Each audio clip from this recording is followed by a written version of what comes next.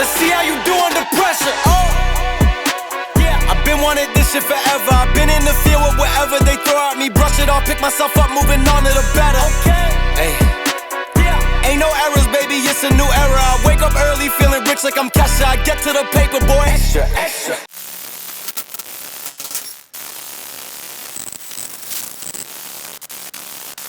What's up, everybody? I'm Joe. And I'm Abel. And this is Clocked Out with Joe and Abel, where we get to hang out with your local favorites and find out who they are when they're clocked out. Today on the show, we have basically somebody who doesn't really need an introduction, but he is a iconic figure, a DJ, and a good friend, Johnny Kage. Hey, thanks for having me, guys. Hey, thanks for being here, man. We can't articulate how much we appreciate you being here. Oh, thank you, man. Appreciate it. Also joining us is Anna behind the bar. You can visit Anna at Craw Oyster Bar at Airway. And, of course, our wonderful producer, Kathy, the mother of this podcast, the pod mamacita. But, yeah, just like Abel said, you need no introduction. But, I mean, we try our best, you know. Like you said, you're a prominent figure here in El Paso. You're a staple to this city's nightlife and radio scene. You're a host. You're the host to, now it's called Mix 92.7. Yep. The morning mashup morning show. The morning mash, You also headline cultural gatherings such as Noche de Juárez, correct? Noche de Juárez. At the Speaking Rock Casino. Yeah, I do them at different places, but yeah, like recently did one at Speaking Rock Casino. And you have a DJ residency at Pitbull's Globalization. Yeah, it's on Sirius XM. Johnny, thank you so much. Look at my hand. Oh, thanks, man. Appreciate it. Thank you, man. Appreciate it. Thanks. It's great, man. Your achievements and your accolades can only be matched by your shockingly well-preserved and strikingly youthful look at a prime age of 49? 49, man. 49. 49, brother. Yeah. Abel said that legend has it that you're a vampire. I've heard so many myths, man. My myth is you're El Paso's Benjamin Button. Yeah, I've heard that a lot too, man. Benny Button. I catch that a lot, man. Yeah. I'm aging backwards. There you go. Yeah, exactly. My first meeting with Johnny was back, I think, in like 2006 at this one club called Medusa. Oh, yeah, Medusa. That was way back in the days. I remember those were the vinyl days. Yeah, absolutely. And I was there, and then you show up with all your cases and everything, throw them on the counter, and then you start mixing. And we're just talking, whatever, and I'm just there, just like in awe, you know, like because I wanted to be a DJ, but obviously I never became a DJ. I never became a DJ, right? So, and I remember you're like, "Hey, bro," and I'm like, "What's up?" And you're like, "I'm gonna go to the restroom real quick." I'm like, "Okay," and you're like, "If the song ends, put whatever you want."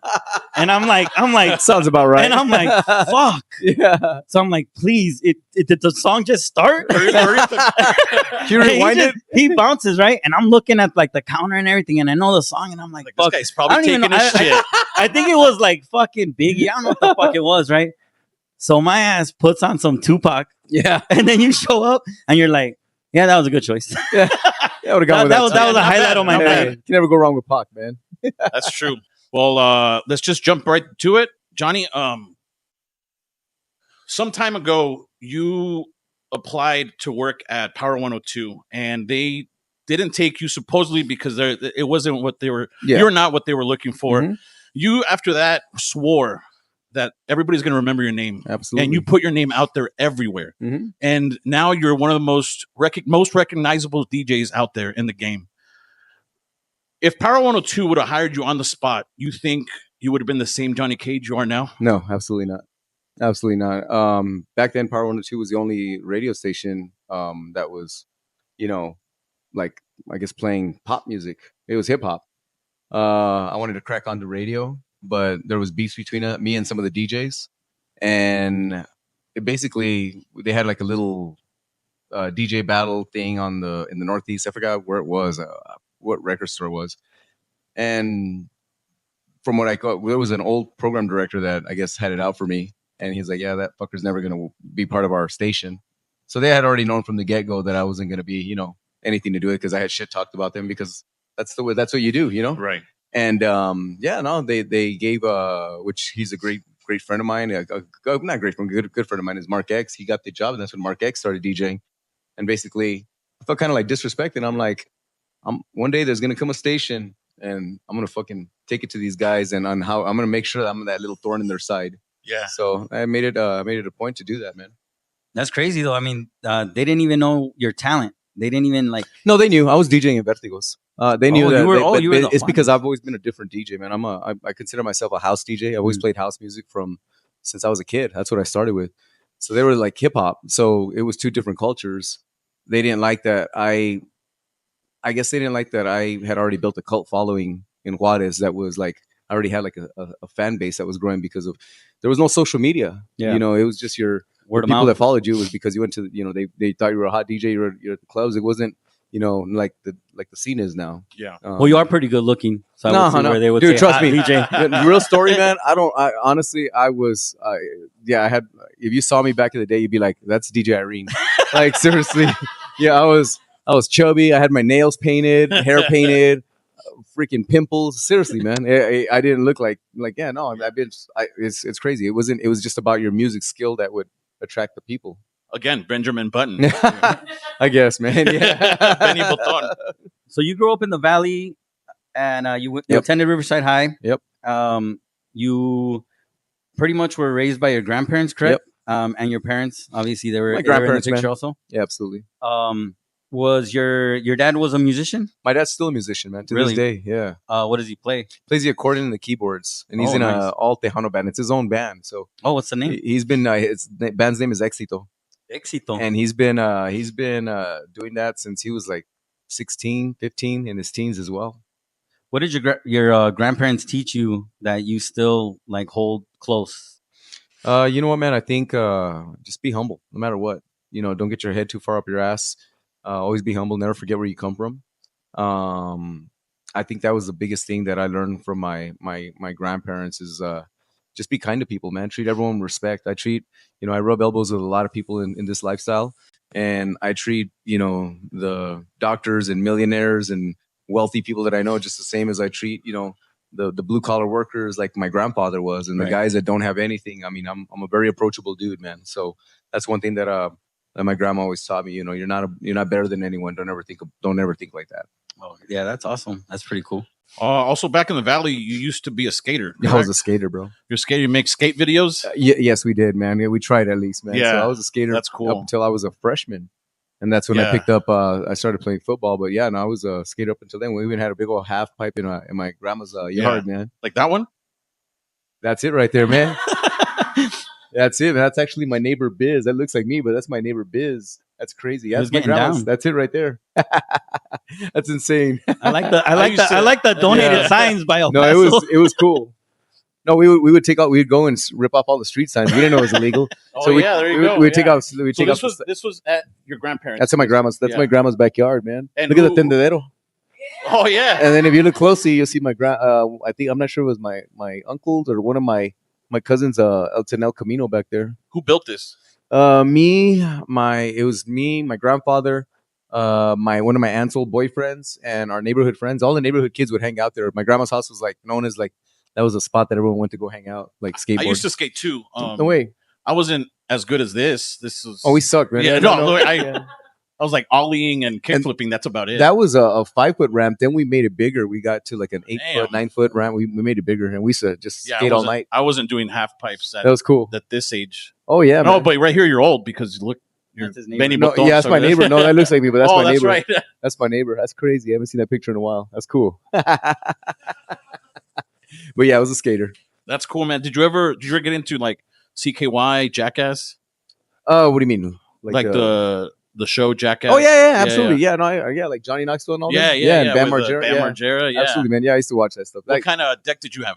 Oh man, my skater was I like Danny Way, but I was a Paul Peralta type guy. So I was. There you go. I literally was the generation that saw Tony Hawk start. Yeah. So like Tony Hawk and it was the Bones Brigade. It was Tony Hawk, Lance Mountain, Steve Caballero. Hawk came Tommy a little after Guerrero. them, right? Hawk was super young during Yeah, that Hawk time. was young, man. Yeah, Yeah. he was So barely- yeah, that's where like I skated all that stuff, man. I was there was a crew called 8th Street. That was a skateboard line that was my shit. Matt Hensley was my favorite. Danny Way was my favorite. That's cool, man. Yep. Speaking of which, we brought something for you. Okay. Uh-oh. Uh-oh. Doesn't vibrate, does it? Uh-oh. It comes with batteries. Because of batteries. So when we heard that you were a skater, we Yeah. reached out to Crook Skate Shop, Oh, nice, man. and they donated this deck for you. No way. Dude, you got to be shitting me. Oh, that's badass, man. It's a nice looking deck, huh? Oh, hell yeah. Awesome, man. Thank you, Crooks, man. Appreciate that. Yeah, Crook Skate Shop. They have multiple locations all around town. Oh, that is awesome, They're dude. they're a local shop, so hit them up. That's badass, man. Hey, thank you, Crooks. Much love, man. I'll tag them too on my Yeah, heck yeah. socials. That's badass. Thank you guys, man. Appreciate that. Make sure you Cool. take that because Joel will take that shit. That's awesome.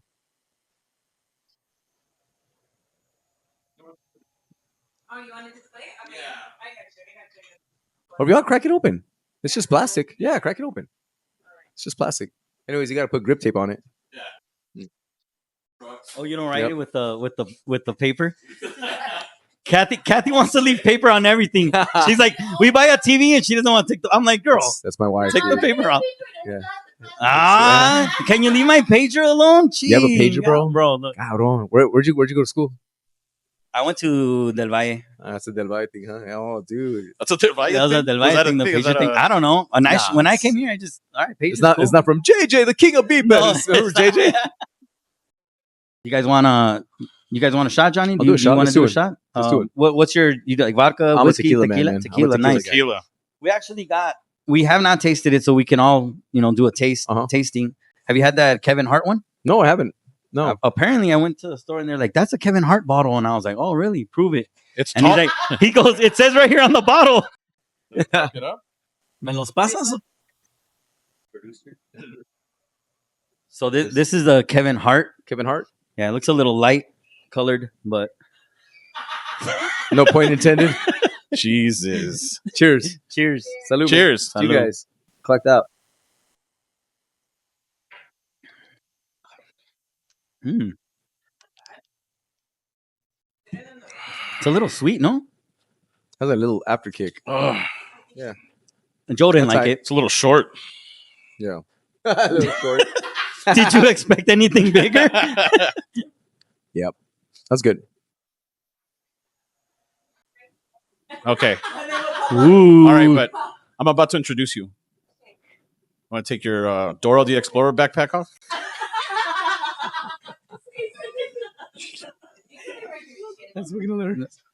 All right. Joining us here a little late, but she's here, is beautiful Jessica. You Hi, can Jessica. also give it up for Jessica. Come on. Way to applaud yourself. You can also visit Jessica at Craw Oyster Bar. Her and Anna work there, and you guys work together or separately together?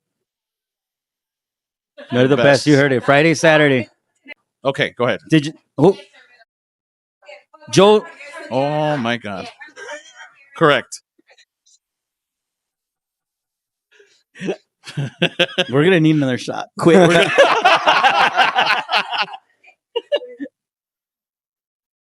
All right, where were we? Where were we? All right, Johnny. People mistakenly believe that you worked at Power 102 and you were DJing there because you DJed at Vertigos. Yep. And Power 102 would broadcast live in Juárez, and that's why people They would mistakenly assume. believe that. Yeah. With that being said, I was wondering if you'd play a game with us. It's called Fact, Fiction, or Rumor. Let's do it. All right, first one. A big cholo gave you your DJ name because he said you resembled a Mortal Kombat character. Fact. Fact. That's fact, man. Yeah? I was at a car show, man. They said I looked like some dude that was on the mic. I was DJing. Spiky hair. I had spiky hair. I think I even had my hair painted. The little Oakley glasses and the design. And I had those big. You remember the Rebels? They used to wear those big chains with the. I don't want to. It sounds so bad. Like The balls. Yeah. Yeah. Are you sure it was a chain? It could have been something else. Where did you find this chain? Was it anal beads? No, I I was was at like, my neighbor's I was house. like, fuck, dude, it smelled kind of weird. No, yeah. He's all yeah. Johnny Cage. So yeah, no, I was running. The dude's all like, "Hey man, homie." Yeah, he's like, "Hey, yeah, the guy that looks like Johnny Cage, man. Hey, bro, yeah, Johnny Cage." And I was like, and then he's like, "Yeah, you look like the little Mortal Kombat monito." And I was like, ever since then, All right. everyone started calling me that, bro. So that's a fact, man. And your name happens to be John. So That's my happens. right. Yeah, so John, It worked bro, out. Yeah. It works out pretty good, man. Spiky hair like this? No, spiky hair like up, like spike, dude. He's like, no, more hair. Yeah, I didn't have those receding hairlines. No, yeah, it was like I think I look more like a Bianca from Street Fighter than Yeah, that could have been your brown. name. Abel, All right, next yours. question. You were in a DJ crew called Casa Connections? that's fact, man. Absolutely, Oh, really? that was my old DJ. What's up with that? We were really more just a bunch of guys that hung out, and then we would bring DJ shows with Joe Dorgan, who owned Club 101. So we were the ones in the '90s that were bringing Bad Boy Bill, Richard Humpty Vision, DJ Irene. We introduced that scene to El Paso, and really, I can honestly say we started that, like not as like the ones that would dance, but we started that whole rebel music style, and Yeah. that was us in the '90s. So yeah, fact. I remember 101. The old 101, the original There was 101. like Original 7 of 101. them. No, there's a lot of 101s. The original 101 was where Plum was. Yeah, Union Plaza? Before Union Plaza, it was Oh. just 101. That Yeah. was that. Oh, damn. They had the go-go dancers. Yeah. It was, And- that was the original Club 101, man. Next one. You used a library card and a busty friend to sneak into clubs in Juárez. Part fact, part fiction. He does not own a library card. I didn't read. Yeah, part fact, part fiction. Which one's fact? The fact is, this actually, it was a library card from school from Riverside. Yeah. Oh, okay. I got into Club Alive at age 14 with my school library card. Yeah, that's how much they didn't give a shit in Juárez back in the day. Yep. I never partied in Juárez. Well, I mean, I went there after I was able to drink here and there, but Abel actually partied there a lot. Yeah, Juárez. That was my scene right there. Oh yeah. It was what was it? Vertigos, Sub, Connection, Yep. Derby. Chamucos, the Derby. Copa. We used to just walk right across, and it was what was it? $7 drink and drown. $7 drink and drown, $10 drink and drown, $5. Some places were $5 drink and drown. It was just you got a bracelet like at Wet and Wild. Shit. Yeah. And you're just like, give me this, give me that, give me this, and it was gone. He actually. Did you see the table outside? I didn't see it. Well, the one when you're walking in, the little Yeah, the little thing right The there. high top? little chamuco the high top. thing. Yeah, that's cool. Yeah, I saw that, man. That's cool. I don't know where I got that. That's cool. It might have came across with me on one of those Yeah, nights. that's awesome. Or you could just be like, American. Go Yep. ahead, get out of my face. Yep. Don't face plant here. Yep. Did you ever fact or fiction, whatever this show's called? Did you? This is clocked out with Joe and Abel. When you get to, It's where we're at, right? we get to hang out with your local favorites. Did you ever lock out mixers mainly from Power 102 when you were DJing in a booth? Did I ever what? Did you ever lock them out and they couldn't come in until you were done? Nah, that's fiction. That's fiction. Yeah, that's I know. fiction. Nah, I never. Rumor. Yeah, that's rumor. Yeah. You wanted to be a police detective. When That's you were fact. younger. Fact. I wanted to be a cop, man. Yeah. You once got high while DJing and you forgot the music was not playing? Fact. Yeah, I got it was at Studio 69, man. Studio 69, and I still remember the record that was playing, and one of my friends Not playing. bro, he had a whole ass joint in the club. And he's like, "Hey man, you need a hit?" I was like, "Yeah, dude." And I got freaking I don't know what the hell what was in there.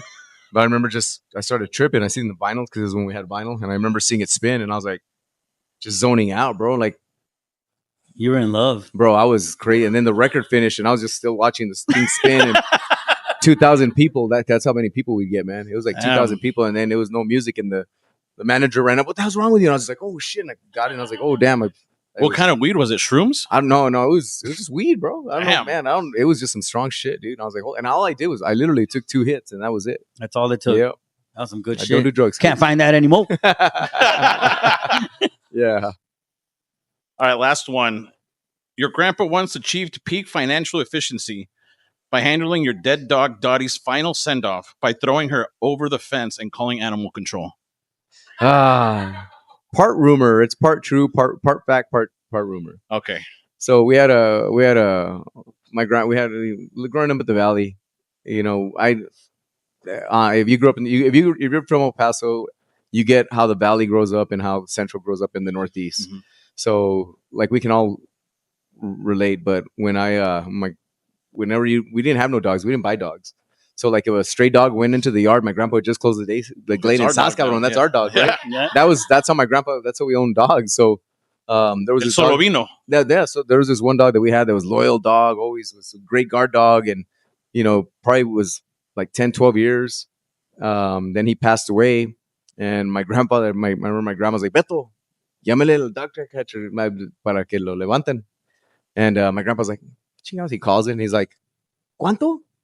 And they fucking told him, it was like something like $50 to pick it up. Yeah. He's like, están pendejos. And then all of a sudden, I'll never forget this. True story, fact, man. So my grandma's living room had all these old windows, and I remember we're sitting there watching, and I see my grandpa carrying the dog across the street, and I'm like, what the hell's he gonna do? And he went and he laid the dog down across the street, all nice with his arms all out. Came back inside and called him back and told him, hey, there's a dead dog across the street. Can you come pick it? Can you come pick it up? And when they came to pick it up, they were trying to tell my grandpa, that's your dog. He's like, I've never seen that dog in my life.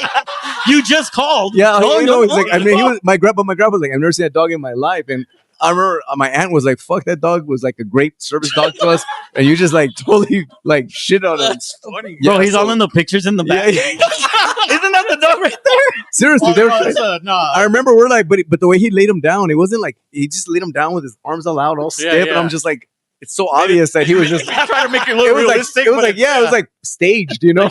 Yeah. his little shoe is on. Yeah, yes, dude, it was crazy. So I'll never forget that, man. But yeah, that's fact. That's man. funny. You really did want to be a detective? I really did, man. I really did want to be a detective. That's crazy because I'm a detective, and I always wanted to be a famous DJ. No, man, that's well, I'll switch you roles any day, bro. Let me tell you something, man. Yeah, I've always backed the badge. I had a cousin. A lot of I get a lot of shit, as you know, in El Paso, and just sometimes in general. talk shit. You get people that are like, "Oh man, you back the badges up a lot. You're a bootlicker." I'm like, "Fuck yeah, I am, dude." I had a cousin that died in the line of duty, so absolutely, yeah. I wanted to be a detective. That's cool, man. Well, I'm sure you would have made a good one. Yeah, man.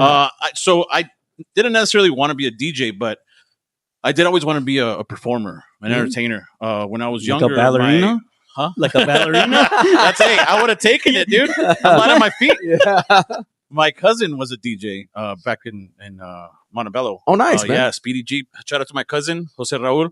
Nice. And he got me into Richard Humpty Vision. Yeah, man. It's a good friend of mine. The Drop the Beat album. Drop the Beat album, man. With the tracksuit Yeah, and bro. the Absolutely, Adidas. man. Yeah. And then I would have it on repeat. And I'd go to school and down in my freaking head, dude. Yeah. But right after that, I really got into punk rock. I bought myself a guitar. Nice. And when I moved here, I started a band, and then I was in and out of, I was like, in Nice. different bands. But I did always want to be an entertainer. So you Not play, necessarily DJ, so you play but the guitar? I do. Oh, that's badass. Yeah. I know that. I've been That's playing cool. that. Did you bring it? I did not bring my guitar. That's cool, man. What was your band? Did you start a band or? Yeah, so in high school it was like a garage punk band. It Mhm. was a No Conformity. Uh-huh. And then out of high school it was a hardcore band that we started, and it was Dorian Gray. Nice. But we played locally pretty young. Okay. And then when I joined the department, I found some musician cops, and we started a cover band, and we would play for the shifts. Like when we had training, Yeah. we'd like go to a bar and be like, "Hey, can we play?" And I'm like, "Yeah, go ahead." Like free entertainment. Oh, hell yeah. So we play for our shifts. Oh, that's badass. That's cool. Jessica, you have something to say? Yeah. But you want to Please. Johnny, you want a refill? Yeah, I'm good. Yeah, you're good? Yeah. going back to what Johnny Cage was saying, I listen to them every morning at what is it, morning The morning mash. mash, whatever. Sounds like you listen to him every morning. Every morning, I do listen to. What's the name of this show? Johnny, So- help me out here. Him going back to the grandma. Kim wanted to be like undercover detective, whatever. Grandma didn't want to do that, Yeah. and I heard that. Yep. So that's why he started DJing. So that's why he became that. So that's what I was gonna say. Like he really wanted to do like detective stuff. And grandma, what did grandma say? My grandma said, "Te van No. a matar." Porque esto, porque lo otro, because there was some. Yeah, it was for his family. Yeah. But yeah, She said, "Te van a I don't want matar." to say. Yeah. So your grandma said that you'll get killed. My if grandma you- always if got you scared become a because detective? I had a cousin that got. Oh. You see, I Oh, follow okay. them all the There you go. time. Thank you. Okay. Thank you, Jessica. So you didn't, All Thank the you. time. You didn't- I hear them all the you time. didn't really have something to say. You just wanted a fangirl. And No, I just let want to them be know like, that you listen. that's true. I was going to say, that's true. He Thank did you. say Yeah. that. I just kidding. But and grandma on side, but also, honestly, I give you props. Oh, thank you. And then you just lost your other dog, My little puppy, Roxy. Roxy. and Yeah. give her props Oh, for thank everything you. that you're doing. Thank And you. that's it. Oh, That's thanks, all son. I wanna appreciate it. say. So Thank you. I appreciate All right, that. thank you. That was nice, Jessica. Oh, thank you, Jessica. Yeah, so now you're a big dog advocate. Yeah. I know, like on in winter, I think you have like a Yeah, we have our blanket drive for our yeah, pups. blanket drive? Yeah, absolutely. when does that start? We usually start in November, and we do that. We started with Roxy.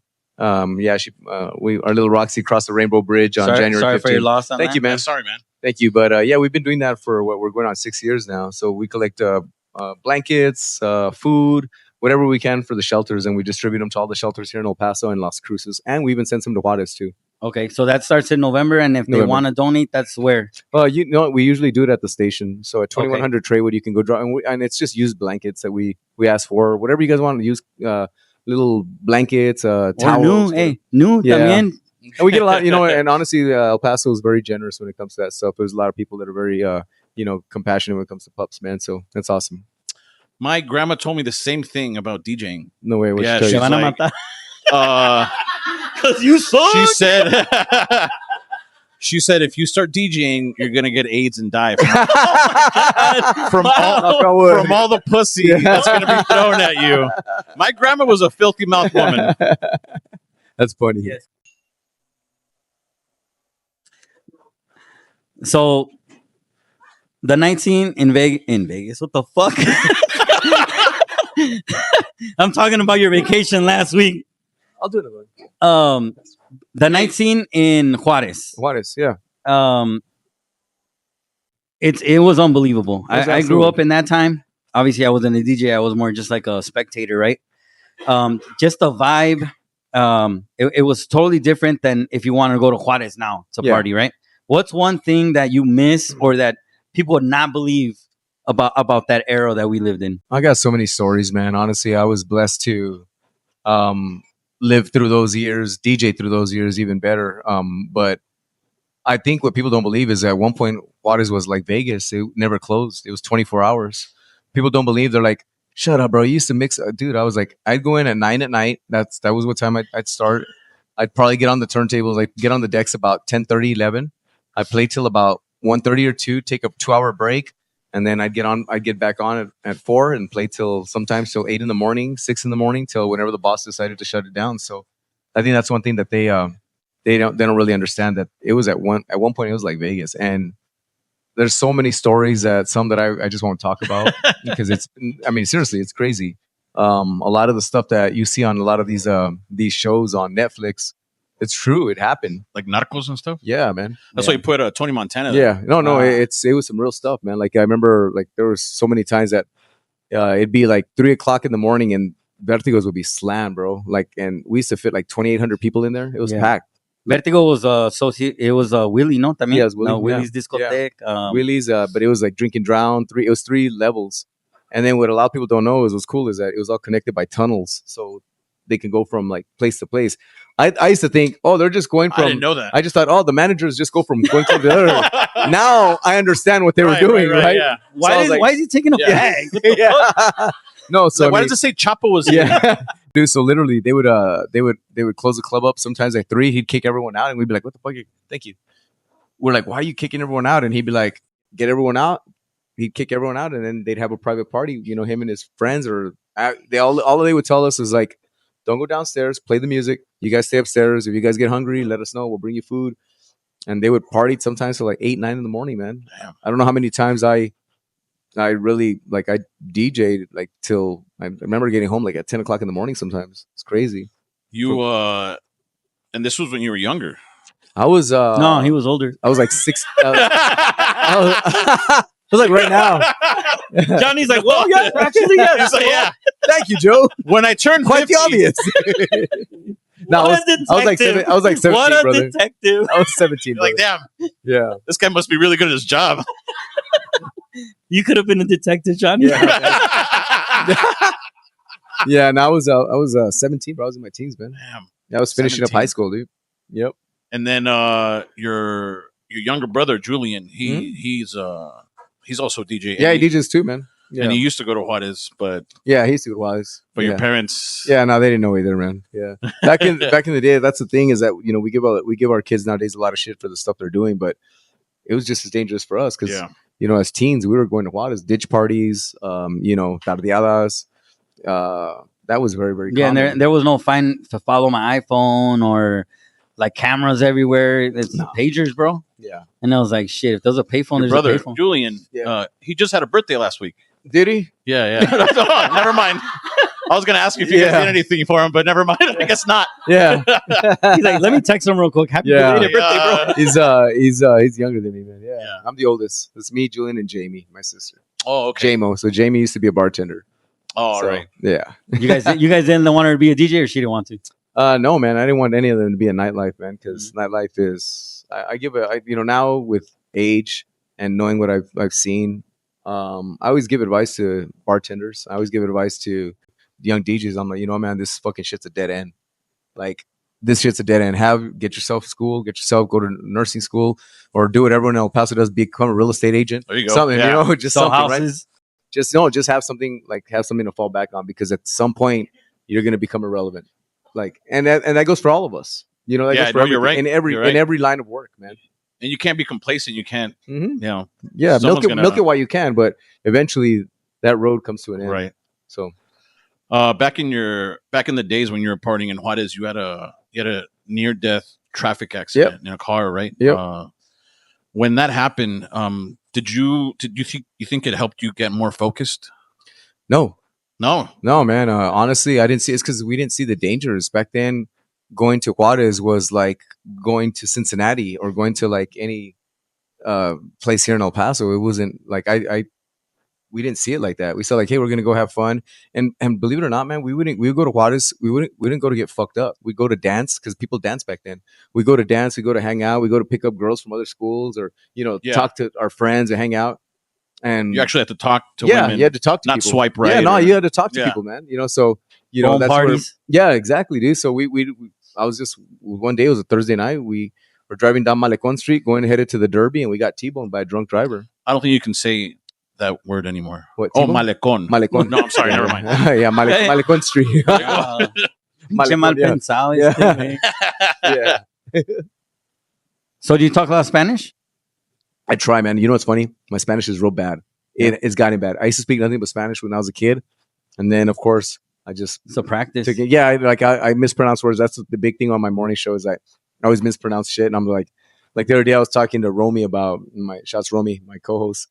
I was telling her how I wanted to get a pool put in, and I got a quote, and I got a different quote. So living on the west side, it's a little bit different. Oh, no wonder it was a journey for you. Dude. By the way, I want to thank you guys. I had to stop at a rest area coming to Horizon, so I'm glad there was a rest area here. But honestly, living on the west, we get a lot of shit on our doors. I'm sure like you guys do too here, right? So I'm like, I told my wife, I was like, I'm gonna get a quote for some pools. Had some people go over and very proper, right? Show up in their business trucks and their work trucks and pool company. And I'm not gonna say the names of them, but they're very well known.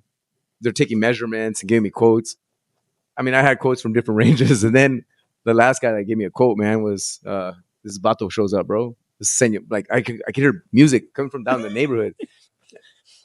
In the area, and I'm not saying anything about. I'm not trying to be on my one or anything, but like you don't hear like banda music in our neighborhood like that. And I could. I'm like, the fuck? I was like, so like, that my dad? Bro. Yeah. And I was waiting, and this truck pulls up, like fucking big ass truck with tumbaburros in the front, bro. And some man gets off, bro, and I'm like, yo, bro, it was like straight out of Narcos, man. Like pointy ass alligator boots, right? Shirt all open with hairy chest, bunch of chains, a hat that was folded up, and he literally had a toothpick, and he's like, "¿Qué pasó, mijo?" And he's telling me, and then he was one of those Mexicanos that speaks very fast, and I'm like, "What the fuck?" And I'm like, I'm all right there trying trying to Google everything. Grandma, translate this. Yeah. So no, he got out there, bro, and he literally was just like and he's like, he was telling me in the back.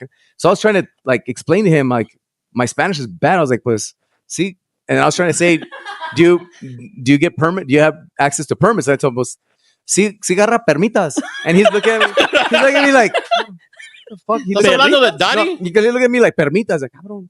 So he's like, no, dude, Bible, man. You know what this dude did, man? Like everyone else that had gone, they had done the chalk thing, you know, they'd done the measure tape.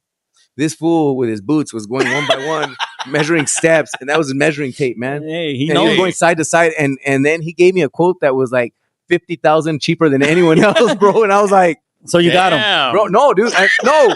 So then I was just like, oh shit, that's good. I was literally gonna go with him. Then I called him back like a week later, and he never answered, bro. So I don't know if his phone got disconnected, or I don't know if he got picked up, or I don't know. Is he locked up, Joe? He got disconnected. I'll check right now. No, bro, I don't know. But and then the dude drove off with like the bass blaring, bro. It was hilarious, dude. And I remember some of my neighbors, man, they're just like, they were like freaked out, bro. Your neighbors Yeah. are like, was that your dad? Yeah. I was like, Theo. So that's a true story, man. It's funny, man, but I love it. That is funny. That's a raza. But yeah, to go back to your story about my question about Spanish. Yeah, bro, it's I say enough to get by. Yeah. That's it. That's about it. Just not to pool, guys. Yeah, like I couldn't. Yeah. Tu perreas. He's like, see. He's all see. Bad Bunny. Yeah, he's like, see. You perrea solo. Yeah, dude. But he was really, really nice, man. And you know how raza is, man. Right away, you know, like I know all the cholo lingo and I know all that bullshit. But Hey, he's trying, bro. He's trying. when you try to get proper, I'm just like, oh yeah, I don't know some of those big words, man. So yeah, I do struggle with Spanish sometimes. You were one of the first ones, if not the first one, here in El Paso to bring house music, Mhm. and you even got called slurs, and you know, Oh yeah, man. racial, Yeah, homophobic. yeah, you went back to homophobic slurs. You got bottles thrown at you. You say you're a foot soldier for your radio station. Mhm. What does that mean? Well, to correct that, let me say I wasn't the first one to play house music, but I think I helped elevate it because there's been other DJs. Shots going out to all the OGs before me that tried their best to put house on the map. They just didn't have social media, or they didn't have radio airwaves, but they didn't have the following. Man, unfortunately, there was small groups that would do it, and it really was real. That's why house for so long was underground. I think when I came in, I wanted to brand it and I wanted to put it on radio because no radio station was playing it. So when I had heard 104, that's where I saw my opportunity. And yeah, no, that's where I'm going to get on that station. Yeah. I was doing Juárez radio station called 107.5 Vida. And this is back when I would record my mixes on cassettes. So I record my mixes on cassettes with some buddies.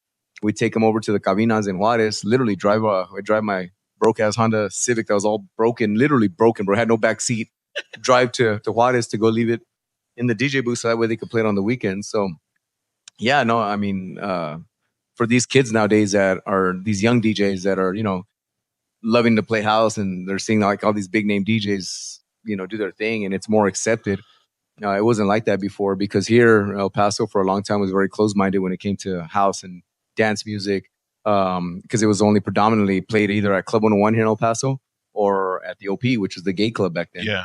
So when I would play at clubs here, I was mostly playing at hip hop clubs. I'd get 30-minute sets. Like that's all they were letting me play.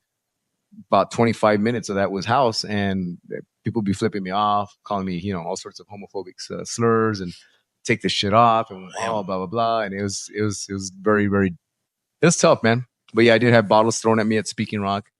I had bottles thrown at me at Babylon. I always butted heads with a lot of the GIs. It was mostly the GIs, man.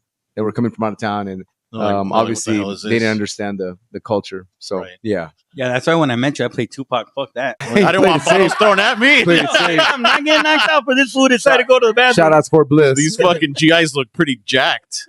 Yeah, they were, man. I was like, damn. Speaking of the younger DJs, you've said that anybody can DJ now. That you can teach a monkey to DJ. Absolutely.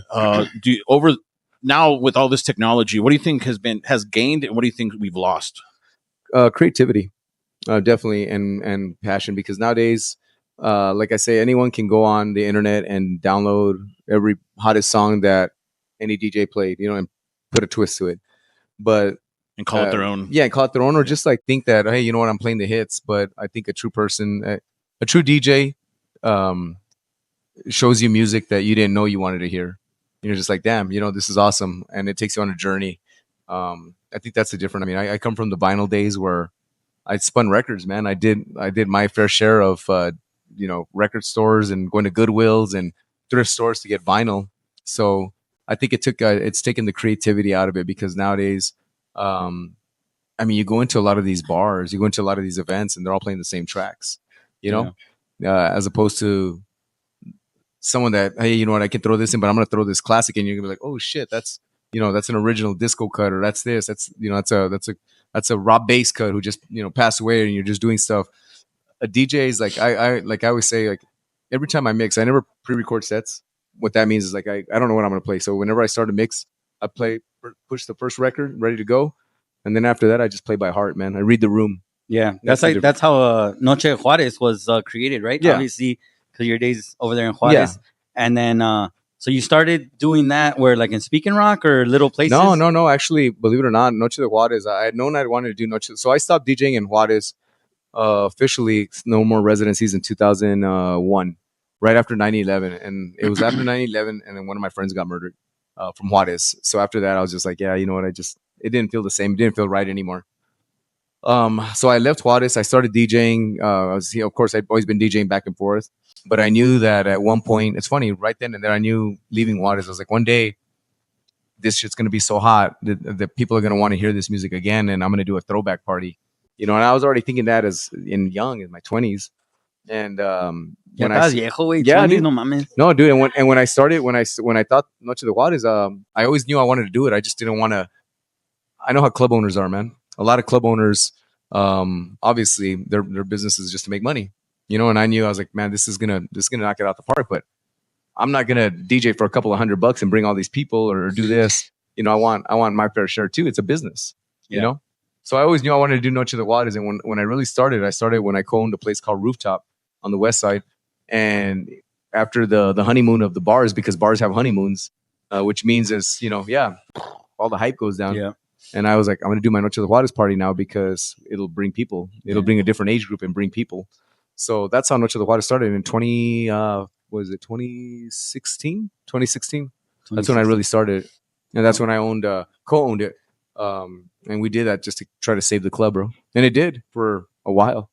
Because after a while, I was doing that I started off with doing it every month to, like, oh shit, I need to do this almost every other week in order for us to pay the rent for this place. Yeah, being any club owner is fucking tough, stressful, man. Everybody thinks it's all fun and games, No, it's not, man. and it's like, hell no. You owned what? Rooftop. Oh, okay. Yeah, On the Rooftop west side, right? on the west side. Yeah. Everything's on the west side with this guy, dude. Yeah. No, now I see now your snaps or whatever the fuck you call them, your Instagrams or your whatever, and you got tons of people behind you at the Speaking Rock, and that's amazing. I feel good. I've been blessed, man. I have I think I'm one of the very few DJs in El Paso that has best of both worlds. That I can pull my age group crowd, and then I can pull the young ones too. This past Noche de Juárez that I had at Speaking Rock on May 1st, I had 4,800 people on a Friday night when it was cold. It was the 1st of May. It was freezing. We had bad weather, and I remember telling Ebony, I was like, my wife, I was like, shit, man. I hope El Paso comes through, and it got packed, man, in the cold. So it's a very unique party, man. Some people bash it, and it's the people that don't know about it. But you would have had to have grown up in that era to get it. Yeah. Because I hear shit talkers like, oh, it's always the same fucking music. I go, no shit, dude. It was an era of music. Don't be stupid. Obviously, it's like me saying old school hip hop. There was a certain era. Right. Yeah. Vicente Fernandez hasn't come out with nothing new. Yeah. Shit, way. No, but that's what I mean. Yeah, dude. It's like that's what it is. And that's what makes this party unique. Is that's all it is. So, yeah, that's. I've been blessed to reminisce. Yeah, no, it's a reminisce party, man. It takes people back to their younger days. That's what I love about that party. You've said that the radio station is haunted. Mm-hmm. What makes you think it's haunted? Wait, what radio station? 104.3, or is it that? It's the same building. Same building? Yeah, it's the same building. We've had just a lot of different things happen. from lights turning on to we used to have to do Saturday shifts back in the day when it was 104. Ooh, like 10, 15 years ago, we'd have to do Saturday shifts. So we'd have to do like a 10 to 2 shift on Saturday. And whoever did that shift was always alone. Well, I mean, I did it once a month, and when you go to the bathroom, you hear knocking, you hear all sorts of crazy stuff. So we would see that, shadows, just a lot of stuff, man. And then 2 years ago or a year ago, during our Halloween month, we do a lot of cool things for Halloween with the show. And we had 2 mediums and psychics come in, different occasions, different dates. They didn't know each other, and we didn't speak about this on radio. But one of the mediums was real trippy, and she was like, "You guys know you guys have an entity here," and we're like, "Tell us," And she's like, "No, it's a guy that's trapped in the bathrooms, and he's in the girls' bathroom because he thinks it's part of his. He thinks he owns it." So we're like, "What the fuck?" So that was weird. Then like ghost pelado. Yeah, no. So then 2 weeks later, we had another psychic come in, and we hadn't talked about this on the radio. It had been just totally between us. And I remember he told us, or she told us, like, "You guys know you have a spirit here, right?" And then I'm like, "No, like, what do you think? Where is it?" And she's like, and she turned around and she looked right at the bathroom. She's like, "It's in your bathrooms." Oh, and she's like, "For some reason, he's trapped." So ever since then, Romy doesn't go to the bathroom. Se las aguanta. there's a porta potty outside. I was like, dude, and then I'm like, I laugh because I'm like, yeah, I was like, they think that, I mess with Romy's head. I was like, it's because you think he's sitting on the toilet. I just waiting, waiting. No te dejes. Get a porta potty. No, yeah. So a lot of the girls are freaked out. They won't go to the bathroom because of that story, dude. So yeah, we've seen stuff, and I'm super sensitive to that stuff, bro. If you guys have heard the stories, I lived in a haunted house. I think my comes from my mom's side. My mom's always been around that stuff. And I mean, just seeing stuff since I was younger to literally, me and my wife lived in a haunted house about 10 years ago, 12 years ago. And we left in the middle of the night because it got so bad, bro. It was bad. Never went back. It was fucking bad. It was bad. And we didn't understand it had consumed us so much that we stayed there for so long. So yeah, I do believe in all that shit. And yeah, the station's haunted. All right. I feel it sometimes. I try not to because it'll freak me out. Yeah, no, I feel it sometimes, but yeah, it's cool. I mean, we've seen chairs move, the lights turn off. Is it Dario? Yeah, no. There's a ghost in the women's restroom. Dario's like, yeah, there is. I saw it. I mean, I heard a medium told me. He's like, holla. Yeah, no, he's there's something in there, bro. It's creepy. It's an old building too. So yeah. Well, you can come do the show here. We're not haunted yet. We were talking about reminiscing about Noches de Juárez is to feel the nostalgia and reminisce. So we come up with a little segment that we call "If You Know, You Know." Yep. I'm gonna name some things that that kids nowadays would not have any idea what we're talking about. Okay. You let me know if you have any stories. Tell me. Oregon Trail. If you know, you know, man. Yeah, I remember that from 4th grade. Yeah, absolutely. That was cool. Yeah, Oregon Trail. I remember on the PC. Yeah. Do you remember it? The green screen. Do you remember Oregon Trail? Yes. Yeah. He's like, I got expelled 2nd grade, dude. I didn't make it. My guys would die instead. What did you do? I give him drugs. I know. Yeah, it says dysentery right here. Oregon Trail was dope, man. How about rewinding tapes? Oh yeah, absolutely, man. Yeah, that shit sucked. Oh, it did suck, man. Especially, well, it depends what type of cassette tapes or tapes from Blockbuster. VHS? Yeah, man. It was Blockbuster. You did. You got fined like $1 or $2, right? $1, and you're like, pinch a $1, and your dad looked at you like, motherfucker. Yeah, I told you to rewind it. Yeah. But you also told me that if I rewind it in the VCR, it's going to break the heads. I have to use the car, but then I couldn't find the car. Yeah, that's why you had to get the little side thing. Yep. But only people with money had that shit. The little, well, we had a car, but you had a little car. A little that would rewind Joe it for money. You. Oh, I like. Yeah, you had money. You must have been living on the west side. Yep. Yeah, you had money, man. Definitely not. Busy signal. Man. Whew. So many stories with that. I think a lot of these kids wouldn't know what the hell that is. They probably thought. For the next 10 minutes, you'll notice a change in the video and audio quality due to one of our cameras unexpectedly shutting down. Interestingly, this happened just minutes after our conversation about paranormal experiences. Some of us thought the timing was a little strange. Others felt it was nothing more than a coincidence. We'll let you decide. As always, thank you for watching, thank you for listening, and thank you for all the support. Enjoy the rest of the episode. Their phone was broken. Right, like busy signal. Yeah, these kids wouldn't know, man. I sometimes when I get to I have conversations with my son. I have a 21-year-old son, and he's like, "What do you mean, Dad? What is that, Dad?" I'm like, "God damn!" I'm like, "Fuck, man, I'm losing brain cells right here talking to you, bro." Like, yeah, he wouldn't. Yeah, these kids wouldn't know what the hell a busy signal is. You would get that cord to plug in the fucking wall that was 10 feet. You're Yep. like, fuck yeah, you take it all the way to your room. Stretch it. And you stretch it and you were just there all night. Yep. And then your parents pick up. Yeah. ¿Con qué estás hablando, cabrón? Yeah. Oh yeah. It's So crazy. Payphones. Yeah, big time. Payphones was crazy. 10 cents, 25 cents. It's like we're in all in jail, man. Yeah, right? Yup. Will you accept the collect call? Yeah, seriously. You go to the movies, you might, hey, call me. You call collect call.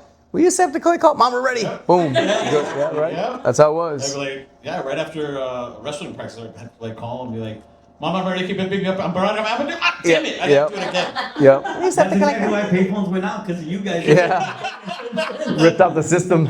Yep. Calling the movies. Oh, the man. Showtimes. These kids wouldn't last a day, bro. No. They wouldn't last a day. I mean, we're so used to our phones now doing everything, but yeah, having to call the movies to see to get a showtime, and then you miss it, and you're like, shit, write it down and call back like 10 I should've times. wrote it down. Wait, what was it? And then Yep. your mom's like, what time did it start? I'm like, wait, damn it, now I gotta wait. It was the last movie. Yeah. It was the last one, dude. Yeah, it was. And It then was you would crazy. go, and you had to wait in line and buy the motherfucking ticket. Yep. Oh. Yeah, Yep. you can't just scan QR codes. No, and you That's had to fight for crazy. the seat. It wasn't That's like, crazy. oh, seat 8. No, you had to fight for that shit. Yep. LimeWire.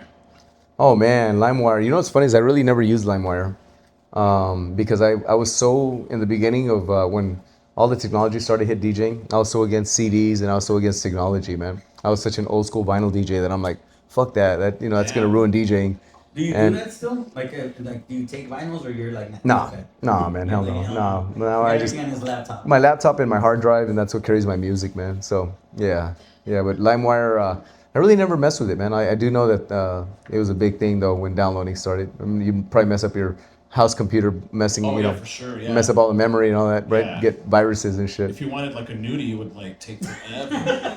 It's kind of like the way we watch porn in the 90s. All chueco, like damn, you hope Yeah. hopefully you saw something. Getting kicked off the internet. Oh man, that's crazy. Yeah.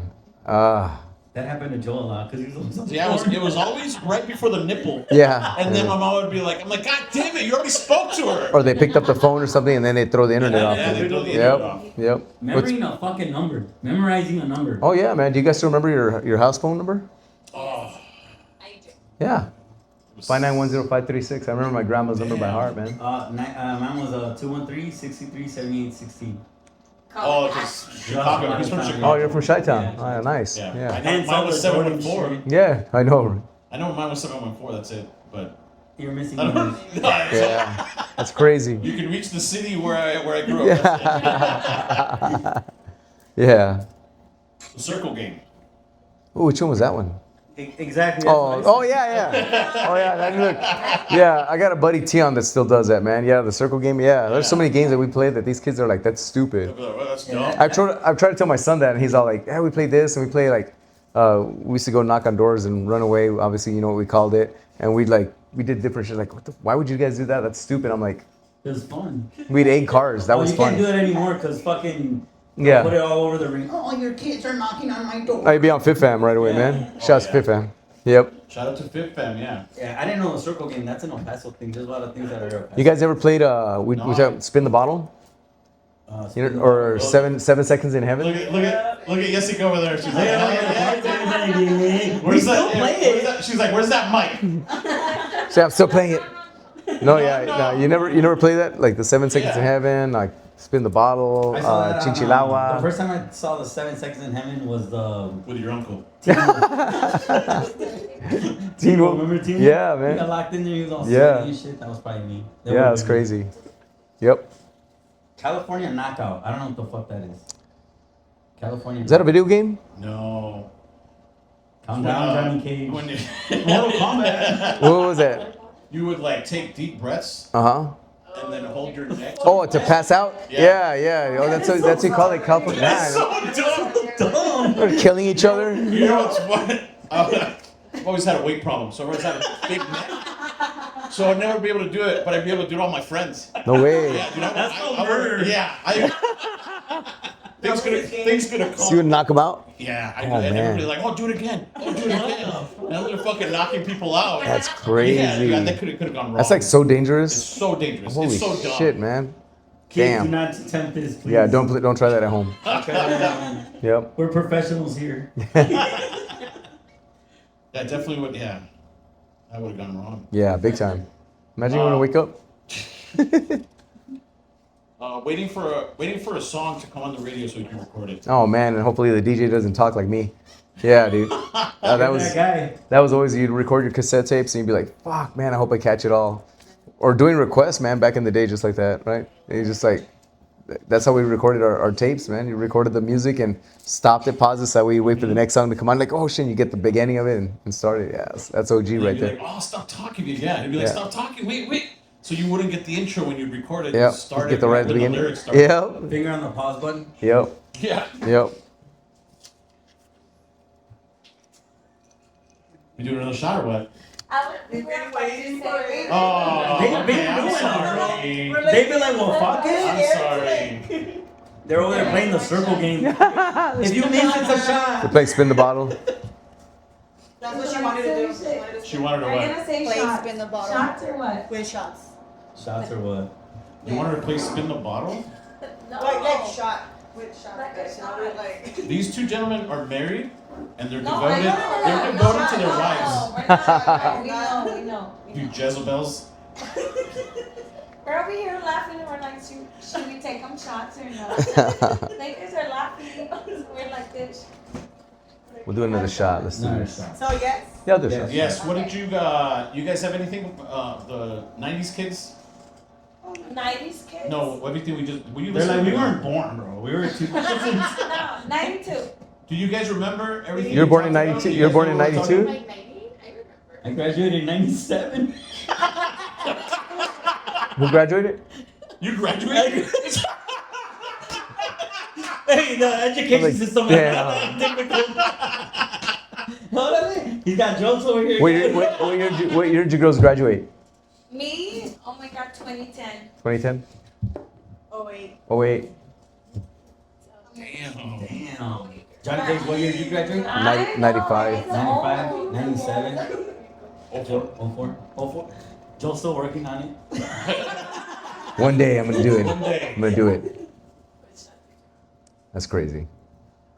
Any certain shot you want? We got Casamigos. I mean, if you like the Kevin Hart one again. No, I'm good with the Kevin Hart. I'll do Casamigos. Okay. No. When? What? Battery day? What happened? Are we off? Okay. Oh thank God. I was about to say something offline. Okay, go ahead. You can say they're not recording. Jinx me. You fucking jinx me, dude. Like offline. Okay, dude. Every time he talks about his grandma's house or him, cause I listen to him all the time. That house is really haunted. Yeah, it is. Every time. It's And crazy. it's not like your house is haunted. Okay, No. It just follows you. Yeah, No, I don't it wanna did. say that. No, it did. It did for a long time. It No, did. I don't want to say that. Oh, it did, girl. I could tell you some. I could tell you some. No. I believe in that. I could tell you some shit that you wouldn't because believe. I heard you and Yeah. I don't even want to put the microphone because it's your personal thing. No, it's honestly it's creepy. But I've heard you and it's not even how it's You And know shit what? like yeah. Once my grandma died, my life changed completely. Really? I checked the storage. Like, Yeah. she died, right? But I was like, I had No, like if you know, we something know. on top of We me, do, we know, and we when know. she died, and then If we know, we know. I felt we like know. something. Just Lifted. right Yeah. now. Yeah. We And I did know it. We it's have this one. ugly, but That's Oh, yeah. that's what I mean, we you did. could be good But here Oregon now, you Trail, know? we did It it. depends how you look at it. Oh yeah. That was crazy. But Yeah. I feel like when you say like At it's Oregon like, Trail is when I oh, my lost it. house is haunted. So I it's feel not like too it far. follows you. It did. Sorry. It did for a long time. and I made peace with it. Honestly, that's when we left our old house. Yeah. Like I wake up I don't in the know. morning, I'm driving to the gym, and I'm just like, Yeah. dude. So you hear the woo, woo, woo. Yeah, with Wait, you just sang one? Javi and everything. Yeah. Even Javi is Okay. ready to. I don't want to risk This it. like, And I I have don't know batteries. that. Like, what is it called? It's I by don't know Central. It's not Alan Jay's. It's haunted. It's Oh, yeah, something real. yeah, where the Real. Something real. Do you want me to do it? no, it's wait. Are you talking about the restaurant? The restaurant? Are you talking about the It's restaurant? yeah, it's a real something, and it has Is it recording right now? Main's face with a cigar. Check. Yeah. Monteleon's. That's our restaurant? Monteleon's, yeah. That place is That place on it. So when he was saying that girls do not want to go to the restaurant some parts or whatever, that's the place that he want to go. Oh yeah, now it's crazy. That's why when you say that, I hear you guys all the time. That's why I'm like, You believe in ghosts? oh, Yeah. I do. It follows me too. Trust me. Does it? Have you seen the movies Ghostbusters? Who do we call? Thanks, man. Who are you gonna call now? Who do we call?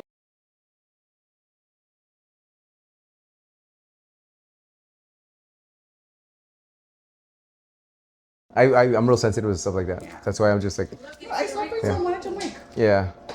That's crazy. All right, Yeah. we had some technical Are you good? difficulties. I'm gonna blame your guys' fucking. No, you can do it ghost over again, bro. talk. I know I'm the one who brought up the question, but the skateboard moved. Kathy's cameras never failed. Never do. I have memory on here. Thank you for everything. Oh, thanks, guys. Appreciate it. Cheers, guys. Cheers. Are we going? Cheers. Yeah, go ahead. All right. Salud. Cheers. Cheers.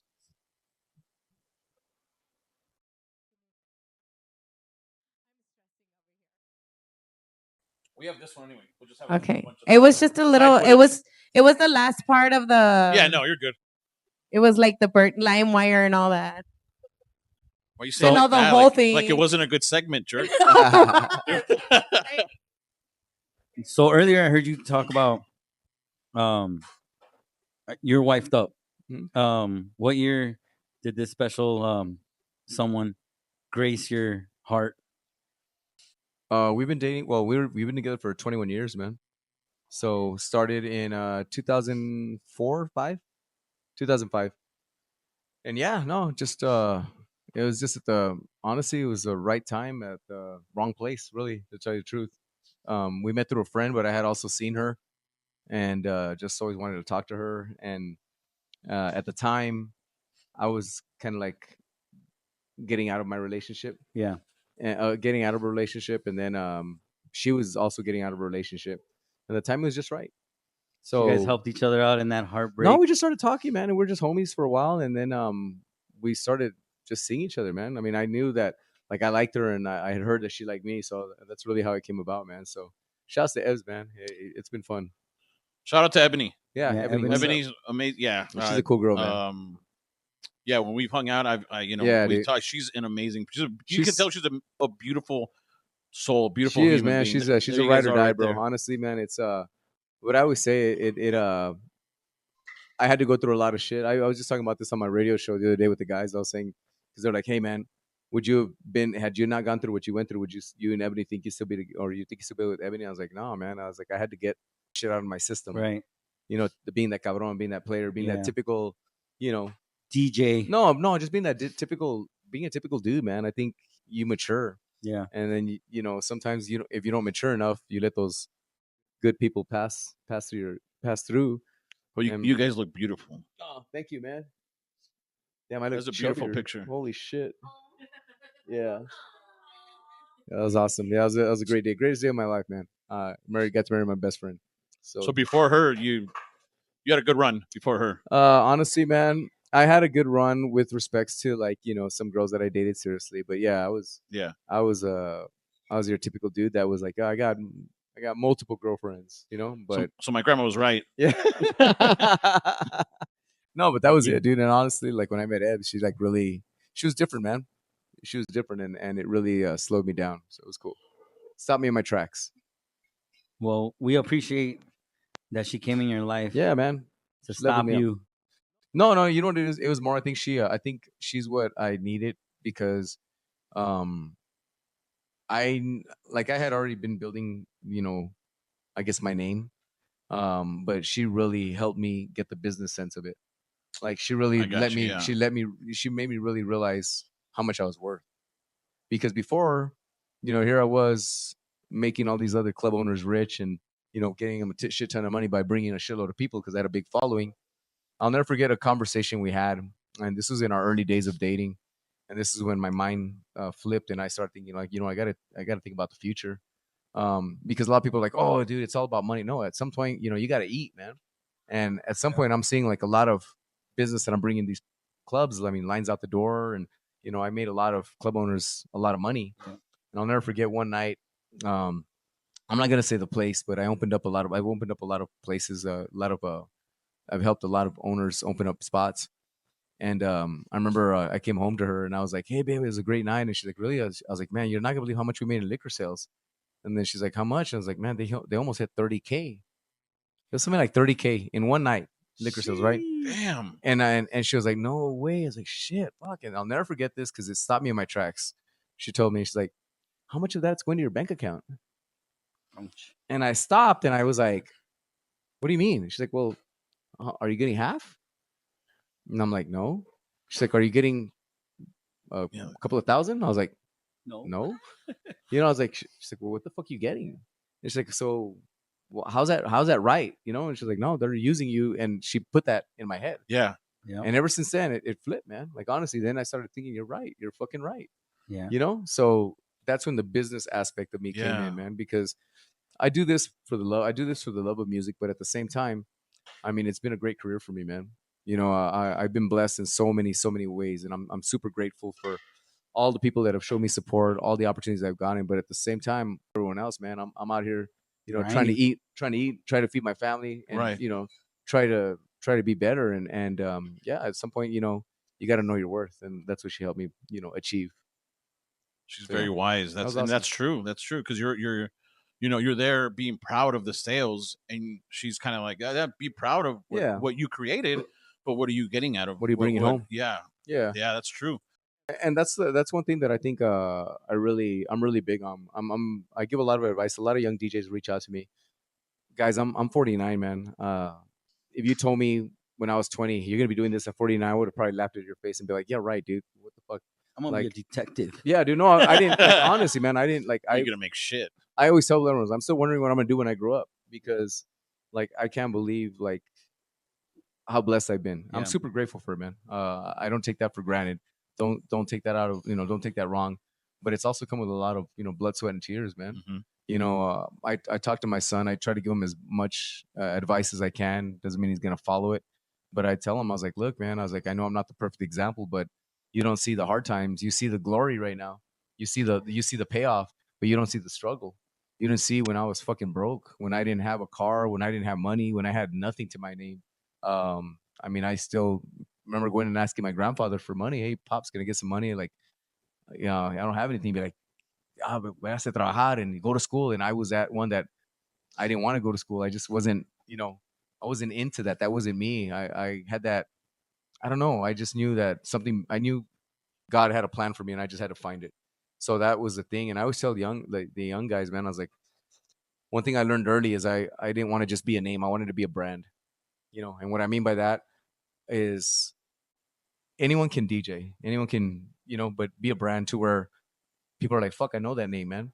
Like I know, like that's like with me, it's like as Johnny Cage, dude. Like that's why I get booked for a lot of the big events for the city because it's a brand, it's not just a name. And people give me shit for that, but I'm like, dude, you don't know what it's taking to build that. And the reason, like, why are you always getting booked for the? Oh, it's the same. Oh, this dude again. They always do that. I go, yeah, because what it is, what you don't understand is that I bring people because it's a brand. Yeah. And people don't get that. Like I fill up, I'm a local DJ, man. I'm bringing almost 5,000 people to Speaking Rock. That's absurd, man. And I'm super blessed for that. But I've worked my ass off for that. Yeah. It's not something that just came by me getting on the radio. People are like, oh, it's because you're on the radio. It's before that, man. It's been the hustle that I put in. So they don't see that. And that's what I tell my son because my son's got this thing in his head where he wanted to be a YouTuber. And I was like, shit, so do I. And I had to break it to my son. Like, I'm very real with him. I told him, I go, look, son, I go, I'm not trying to be stupid or anything. I go, but I'm probably the most famous DJ in El Paso. I don't even have 1 million followers. What are you fucking gonna do that's Right. gonna get you 1 million followers? What do you? Yeah, I'm telling you not to be a dick. I'm telling you that's that there's a that's the struggle. reality. There's a Yeah. hustle, that Yeah. comes with it. It's not just given. So take it Yeah, as it is. Yeah. I feel like in El Paso, it's really hard to come up. I feel it's really hard to come up. Unfortunately, there's a lot of local artists that they don't get the credit they deserve, and it's always El Paso, bro. Mhm. I mean, I know You Crystal want Poppin. to Crystal talk Poppin. some shit? Let's talk some shit. Talk some shit. Oh, Let's do this, go. man. Like Crystal Poppin, bro. If you go to Houston, Dallas, huge. Yep. And then here it's like who? Who? I'm like, what do you mean who? She's always repping 915, and you don't know who? You know what I'm saying? It's so hard Yep. to get recognition and come up. I don't know why people don't push. Like I believe you're blessed to be a blessing, and a lot Absolutely, of people man. don't do that. A lot of people are blessed and they want to hold it. They just want to stay there. And what happens? The downfall. They want to gatekeep. Yeah, and I don't mean to compare Yeah, this no. to you whatever like No, of course not. at all. Your humble beginnings. I don't. But we did a lot of research for this. Mhm. And Joe did. we did a lot of research, and I'm giving him his props. and we don't have the best equipment, as you can see. Kathy's camera But that's fucking failed. We don't. We badass, don't. We don't have any sponsors. You know what I mean? Like our first sponsor is Crooks, nice. and that was for you. You know what I mean? Like That's that's awesome. to appreciate That's you. awesome. But I Appreciate think it. what's good, where we stand out from other podcasts, and I don't mean local podcasts, Yeah. I mean other podcasts, is that we work hard Mhm. and we're dedicated and we have the passion for this, and we all bring something to the table. Abel, he's fucking funny as shit. Yeah. His fucking personality alone, like he's fucking funny, That's all I got. That's it, Joe. You can stop. and then and I just like my mind is fucking everywhere, and I have to organize it, but Yeah. it's everywhere. And I'm really good at interviewing. You know what I mean? Like I have to do that work Yeah. for a different reason, but I have to shift that. And so we were like, why not use this? But that's how you start, man. Did you know that? Like, I didn't mean to say Kathy doesn't bring anything to the table. No, Kathy's our anchor. no, but it's the truth, man. Because I didn't actually, dude. I didn't own my own turntables. I didn't own my own equipment till I was in my 30s, bro. Because I just did it, man. And Yeah. that's how you start, man. It started off with like rinky dink shit, man. That's just like whatever, bro. And you grow up from there. But it's not the equipment. It's the personality that sells. It's like our morning show, man. Like with the morning mash. We're not a big corporate company like a lot of these other radio stations in town. We don't got millions of dollars that'll back us up with billboards and this and that. We have me and Romy and Javi and our social media following. Yeah. Well, that's why I go live on TikTok every morning. I go live and Romy goes live and we talk and we can relate to people because that's how we always wanted to pitch the morning show. Like, hey man, we're just like everyone else. I've never thought I'm better than anyone else. I want you guys to be like, fuck, dude, that dude's from El Paso. Like I can shit talk about the Lower Valley and the Northeast and the stereotypes and people will get it, Yeah. Like that's it doesn't matter. It doesn't matter what equipment you have. It's what sells is you, the personality. So yeah, no, I totally feel where you're coming from. on Yeah. that. Humble beginnings. Clocked out backs 92.3. There it is, man. There you go. Roman, you can use our restroom whenever you want, Oh, girl. hold on. Yeah. It's not haunted. Actually, brother. Bro, it's mixed 92.7. He said Wow. 92. Wait. We can edit that 92.7. Joe, you better do your shit. Fuck no. You're on your own. Okay, my shit. I don't give a fuck. Keep it. Yeah. You should have learned how to edit. Yeah, no. My girls back here, the ones that listen every day, should have fucking bitched me or something. should call that. And 92.7. Also, shout out again to the beautiful Jessica and the gorgeous Silent. Thank you guys for being here. Metro Man Frog. Every Saturday. We have this reoccurring question in every episode we have. Okay. You know what we do. We interview local favorites. You're number one, man. You're one of the thanks, man. favorites. Appreciate it. And we want to find out who they are outside of work. Yeah, Do of course. you have any suggestions on our next guest? Woo! Who would you get? Who's gonna say yes? No, I'm kidding. Wow, it's kind of hard there. Are you talking local favorites, like on all aspects? Any aspect, yeah. I would say Chuck DeBroder. Chuck's a legend, believe it or not, man. Like that dude's a cool dude, and he raps. Chuck was always a cool dude, I would even say Romy. Romy being cool to interview and Keep in mind, you got to help us get these people. yeah. Help us out, please. He's like, oh, there's a gardener outside I talked to. You Let can me interview get that the. fucking Hey, you guy. know what? The pool guy seems cool as fuck.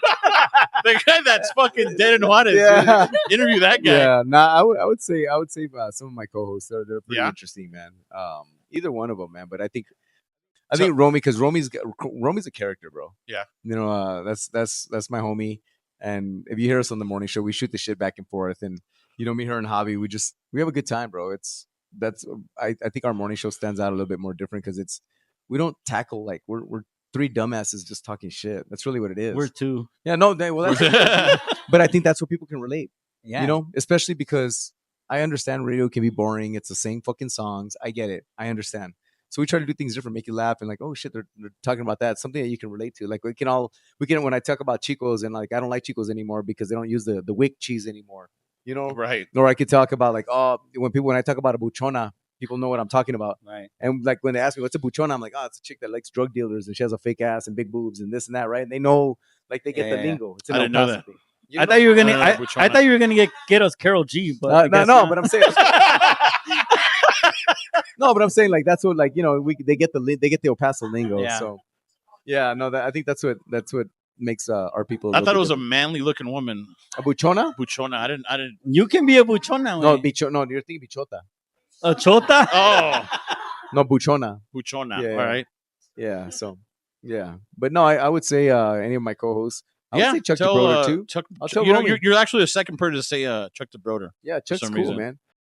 Chuck's a But really yeah, cool guy. if Romy wants to, Chuck DeBroder, if you watch Hey, this or Romy, if you want to come by, I'll we'll make get I'll you a make guy message. bartender, some A buff guy dude. bartender. Shirtless? No, right. Yeah. Johnny will come and bring his vinyls and play some tunes. play some tunes, man.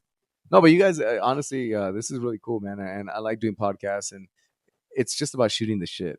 You I know? just wanted to have fun. That's what I do. That's why I don't do half of the shit that Joe does. With the, he gives me a list, and I'm like, bro, I'm gonna fuck all this up. which I did. Yeah. It's just going down. Which I ain't following this every shit. and single then I look episode, at Joe but- when I say but- something. He's like, but, he gives me yeah. the dad look. He's like, That's "Mijo, how they- but- cabrón. Yeah. No te mueves, cabrón." And I'll work for like a whole week on this, right? And I'm busy as shit, man. Yeah. I work my regular job, which is Catching like, I criminals. look like this, Yeah. and then I go to Chihuahuas, and then I have a almost a 1-year-old that I have to and then I work on this. I do the research, and I come up with the questions, and then I'll but and then I'll give them to him like, hey, look, this would be a good way to it doesn't have to be this way, but Yeah. and then he's like, anyway, So, dude. you know what? I'll tell you one. Fucking what's the the, fucking time. where's the pussy at, dude? Joe's been so nervous that yesterday he was working the Chihuahuas. I go, bro, you want to go over this shit? And he's like, yeah, but I'm working. I'm like, cool, we'll go to the Chihuahuas or whatever. So we literally went to Chihuahuas. He bought us tickets to get in. We didn't see fuck of the game, just glimpse of it. And we were talking about all this, and I still fucked it up. And I told you, I was like, if you don't do it, it's okay. Like, we'll keep moving. Like, we can. It kind of sounds like my morning show, Oh, yeah? bro. That's how we get Wait, there. are you the fuck up or are No, you bro. the That's Joe? how. When I get there, it was like, God, how do you guys prep for? How do you guys know what you're gonna talk about? It was like, we don't.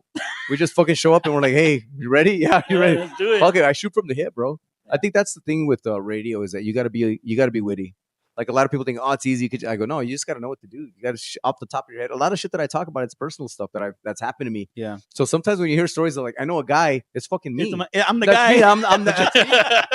Like it's me that shit happened to. But you just gotta know, and you gotta be interesting, and you gotta be just put yourself out there. How'd you get that Pitbull thing?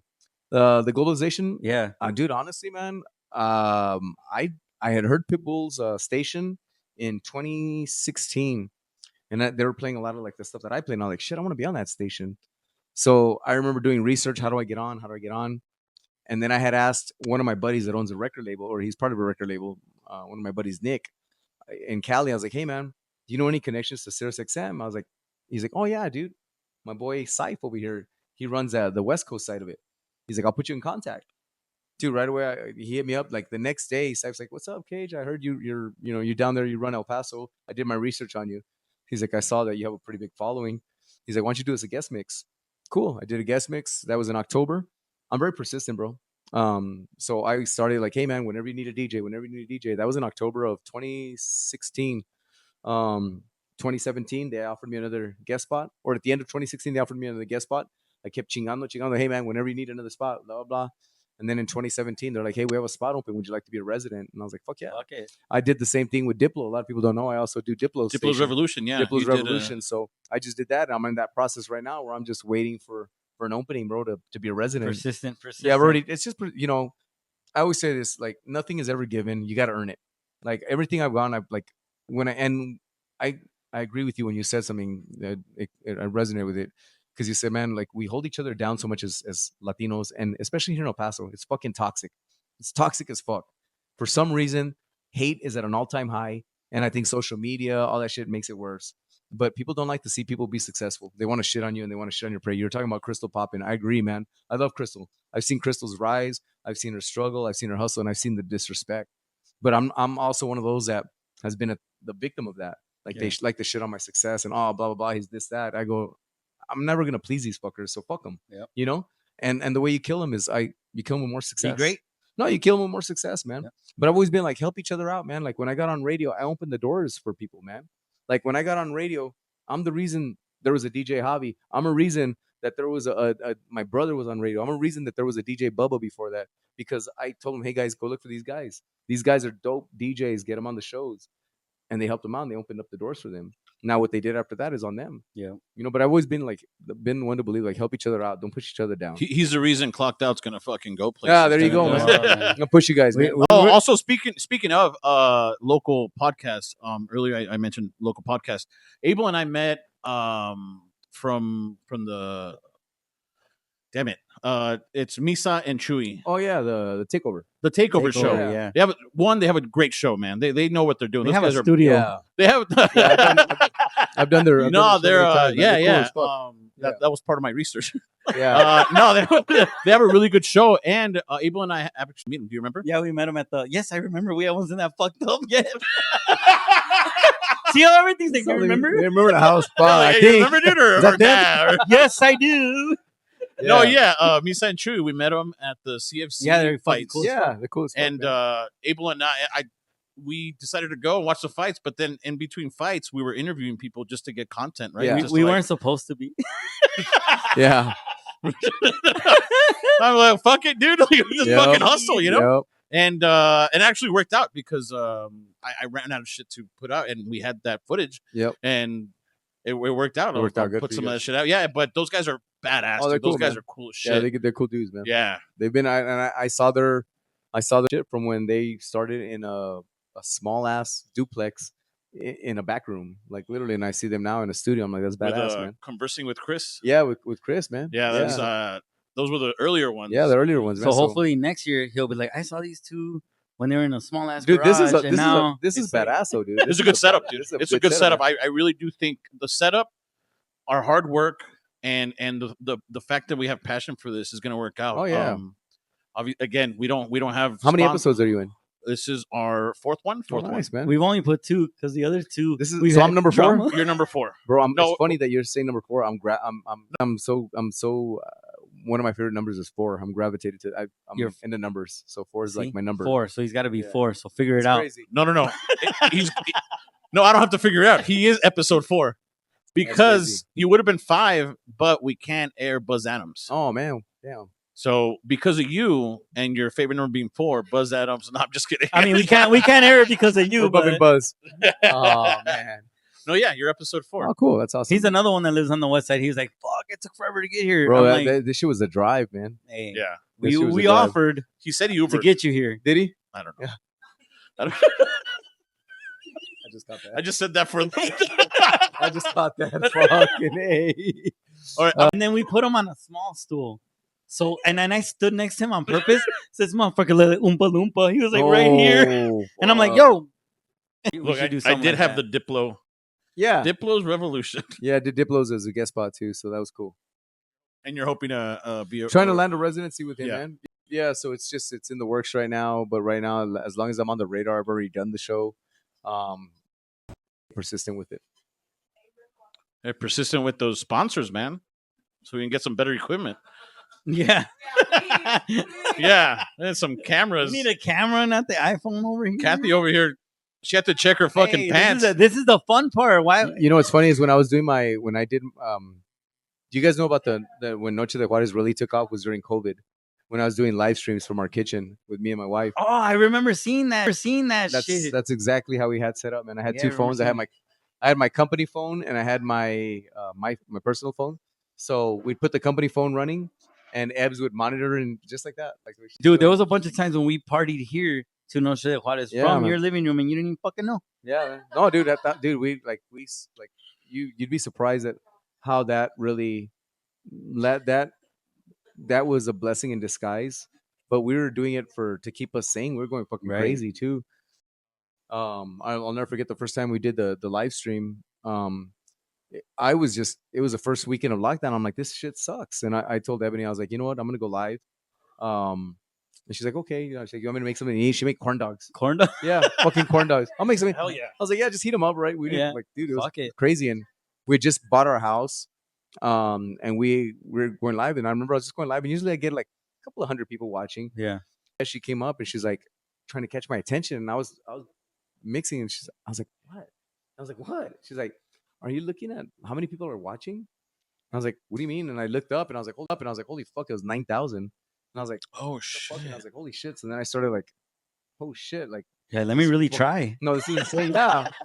And then I started, that's when I told Ebs, I was like, we're going to do this. This is how we're going to get, like, we're going to entertain. It's going to be fun. It's going to be, I'll come together, because I saw people chatting from all over, dude. Like, hey, dude. And some of my live streams were in the millions. Some of our live streams were like 500,000 at one point, and just people chatting from different parts of the world. And we're all going through the same thing. And I mean, dude, I don't know how many times on camera I got fucked up, man. Because we were chugging. Abel can relate for sure. I cannot remember that because I was probably getting as fucked up as you. Yeah, dude. So I was kind of like vibing with you. You know Like, what we I'm saying? tried different liquors, man. And then I started getting liquor sponsors. That's how I like tequila. Yeah, man. I never liked tequila before, and then they You would got- give you us got liquor sponsors. they would give us a lot of tequila, right? Who's they? Other people, family Oh, members. yeah, For yeah, some yeah. reason, they're like, "Hey, label is Mexican. He likes tequila." I'm like, I really Yeah. didn't. Yep. I really didn't. So we had a bunch of fucking bottles. They were all on the floor over there. And I remember they're like, well, what do we do? I'm like, well, fuck it. And we had like a little pack, El Patron, and it was like, it was Blanco, Reposado, Añejo, and then Cristalino. And I'm like, what the fuck is the difference? Yep. Me, I would always go for the more expensive shit because I was like, it's more expensive, right? Yep. So me, Joe, and my wife, Kathy, were like, fuck it. We're going to try one. We'll see what happens. Well, that's when I found out I liked all of them. Yep. Yep. And Kathy's like, I like Blanco. Joe, I don't know. What did you like? Repo. Probably Reposado? Reposado. I Yeah, like we used to get Reposado. liquor sponsors. They show up and be like, hey, can you guys, and food sponsors, like, yeah, let's do it. After a while, we just started doing shit every No weekend. more corn dogs. Yeah, and I was like, fuck yeah. We have the good shit now. That's badass, So it was man. cool, man. So yeah. That's a good. That's pretty badass. You back when you used to wear a Hugo Boss, I hear. Hugo Boss, okay? Did you ever wear IOU? No. No? No. Okay. I wore Hugo, or I wore CK1. I wore Eternity. All that. Was it Jupe. Ocean Blue? Ocean water. Ocean Was it- water. Was it? No, that's Ocean. That's from Sonic. That's Or- from yeah. Sonic. Oh yeah. Yeah. Shout out to yeah. Sonic, not a sponsor. I used to wear strawberry limeade. Yeah, that too. Did you think? Do you feel like your grandparents or your parents felt like it was a phase or anything like that? Like, Absolutely, man. My grandfather always told me it wasn't gonna, like, he always was like, my grandfather was a hardcore blue collar worker. We were like broke, man. Honestly, like, I always tell this story. I tell people, like, I understand what people go through with struggles, and that's why I'm very blessed where I'm at right now, because I was that kid that, we didn't have much, man. My grandfather worked, and when he came home, he fixed televisions for $5 or $6, to make ends meet. But he would always tell me, he's like, get out of that. It's not gonna, don't be like, get a real job, go to school. He always tried to push me to school, and I always did the opposite, man. So yeah, they saw that a lot, and then I just said this the other day. I was like, I wish they would have still be alive so they could see how great I've made this life. I've done things that I didn't even think I could expect to do, but it came with a price, man. I don't, when I talk to a lot of kids at school, I go to a lot of schools, gone to a lot of college classes, and when I talk to them, I always tell them, like, I'm not the best example like get your degree, Yeah. because at least you're always gonna have something to fall back on. This lifestyle, it's not for everyone, bro. You know, it comes with a lot of hardships. So it comes with a lot of reality that, am I gonna make it? Am I not gonna make it? Days of like, you want to give up, you know. But yeah, my grandparents were the first non-believers of mine, and then when they started seeing, oh, he's doing well, Yeah. síguele, síguele. Like, all right. Yeah, keep on going. So yeah, This job probably comes with a lot of not luckily for you, yeah. but with addiction, I'm assuming. Yeah, you know what? It does, man. And I'm not gonna lie, man. I always talk to people about that. It comes with a lot of drug abuse for some people. Also with alcohol addiction, I've had my fair share of battles with alcohol. You know, where I had to really like, if you let alcohol consume you, it'll consume you. You know, if you don't know how to like handle it, trust me, I've been through it. So I always warn a lot of the young DJs, like, hey, careful, man, because that shit'll eat you up. You And know, that's great that they have somebody like you that they can ask you because you've been through all the phases. You know the struggle. You've I been have, there. man. So I think that's why your grandparents instilled that, and you always be humble, because regardless where you're at, you everybody's the same. Oh yeah, nah, man. Like I don't think I'm better than anyone, bro. Like I've never, like, that's the biggest misconception of me. Oh, you're this. No, dude. It's just like, you got to get to know me. Like I have a very small circle because people have fucked me over so much. Right. You know, so I keep my circle real small. My friends that I call friends real small, because sometimes I think the people that are even your friends aren't really rooting for you. They're just there for the show. That's a good point. You talked about alcohol addiction. The real reason we're here, Abel, is because we wanted to talk to you. This is actually I wasn't prepared this for is this. actually an Johnny, intervention. I know April. nothing about this. I'm really not Johnny Kage. Come on, man. Come on, man. Wait, Right what? now, there's a What? van waiting for you outside. If you go now, It's all we're, right, we're I'll go. operating 6 Shit. weeks free in Austin. Yeah, dude. Yeah, seriously. I love it. I love the sense of humor this guy Aw, has. dude, I'm like, on, dude. that. Good sense of he- humor, yeah. This is why he's so loved, because he's just genuine. Like I've seen him Chihuahuas games or whatever, and I've always seen him with the same smile, same laugh, his same fucked up ass jokes and shit. Like, you know, like he's just, that's who he is. Yeah, He's it not is, man. somebody different on the radio. So keep it up, man. Oh, thanks, man. That's Appreciate it, awesome. bro. Thank you. Appreciate it. And I'm rooting for that fucking Diplo. Fucking quit Yeah, let's fucking go, around, man. dude. Hey, let's go, dude. Get me on a regular, man. Diplo. Let's go. Clocked out wants him. Let's do it. Oh, there you go. Follow Johnny Kage, Kage 915 with a K. Yeah, with a K, please. With a K. Goddamn, you get 50.7K. They just stopped counting. We're gonna change clocked out to Cage with a C. Follow Cage at CAGE 915. All right. Thank you guys. Thank you guys for having me. Oh, dude, thank you so much. always Thank you so had- I had much. a We can't blast, thank man. you Taking time enough. out of your busy schedule. Oh, no, to this come is hang out amazing, with us. man. I hope Yeah, you had a so- good time. And honestly, you know, for all of you guys, be sure to check out their podcast. And I like seeing things from the beginning because I like seeing how it grows. So that's awesome. Kudos to you guys, and I know it's only going to get better. So that's awesome. I awesome. appreciate it.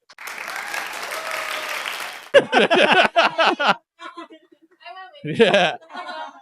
Again, I'm Joe. And I'm Abel. This is Clocked Out with Joe and Abel. Thank you guys.